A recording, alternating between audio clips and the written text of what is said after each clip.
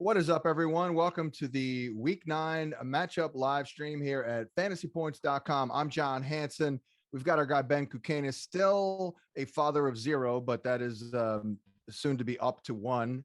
We are waiting with bated breath for Ben Kukanis to become a father.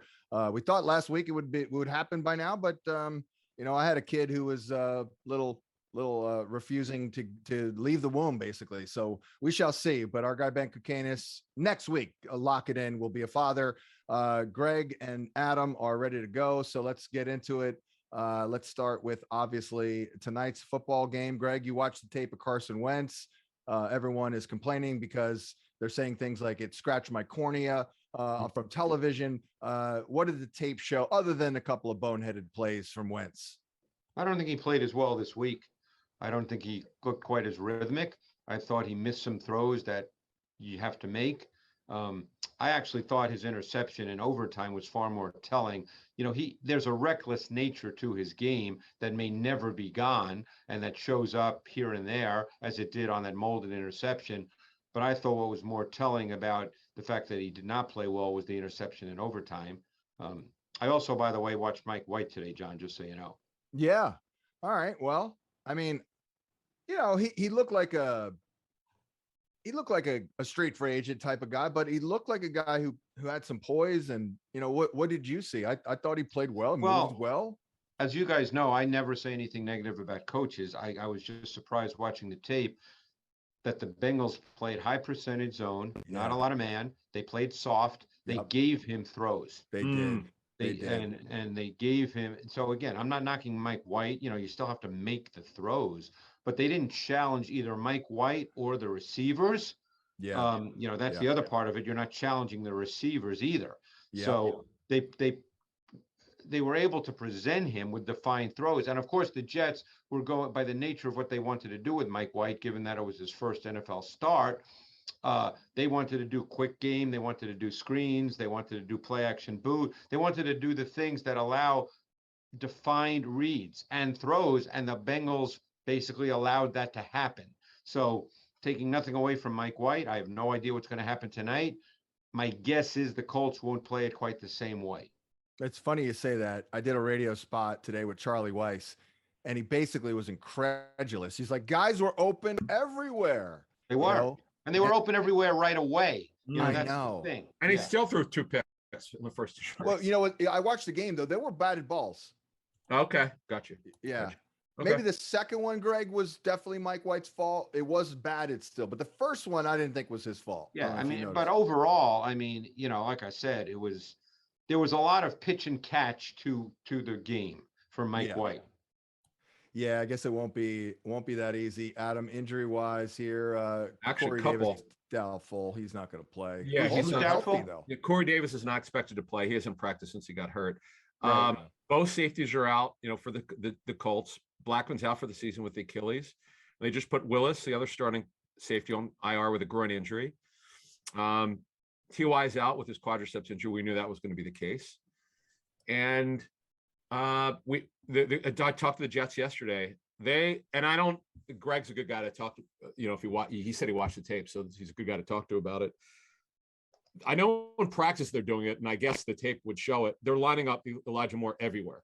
They're lining up everywhere just to try to get him on the field, and he's handling it very well mentally, which is very important.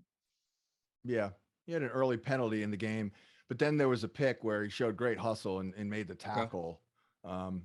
But Greg, as you saw in the tape, man, they spread that ball around, man. They spray it around, so it's hard to isolate one guy. I thought Mims flashed on his 2 grabs. Crowder looked good. Moore looked good. Nothing really truly stands out with these guys, because I'm with everyone who expects them to take a step back. But how about the running backs? Like, they too, Greg, were just, here you go, easy free access, just get them the ball in the flat, right?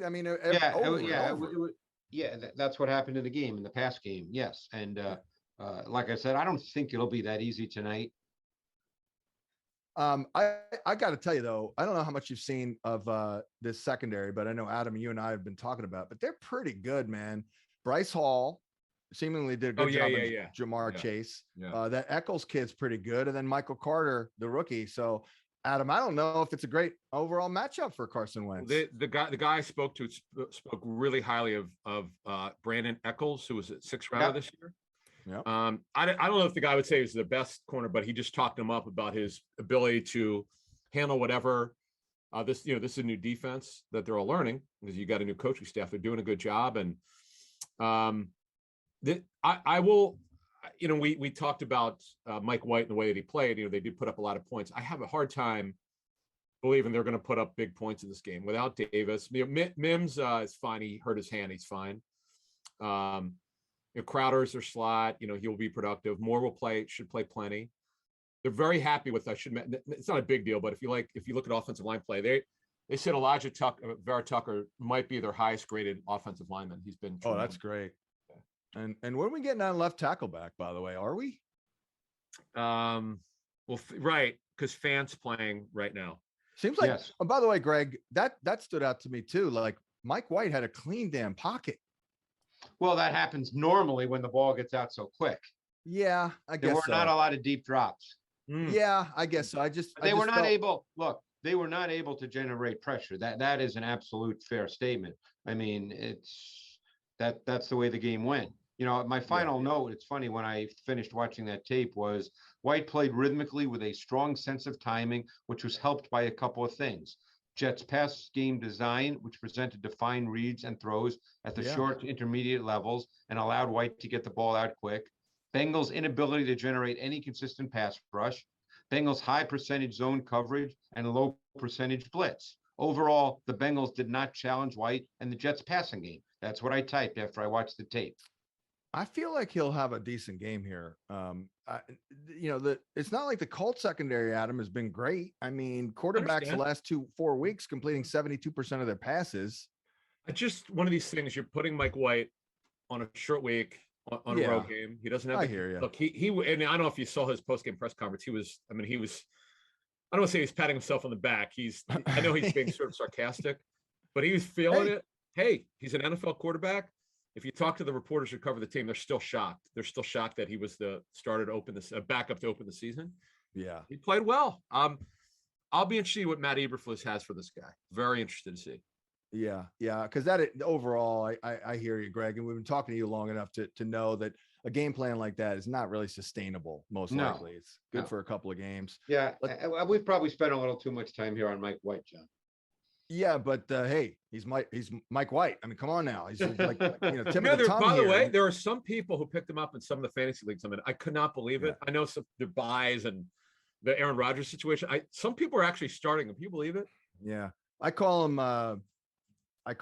White Mike. Basically, that's a character from The Wire. I know, Adam, you've never seen The Wire. Never seen it. You're right. Or have I? Oh, you should.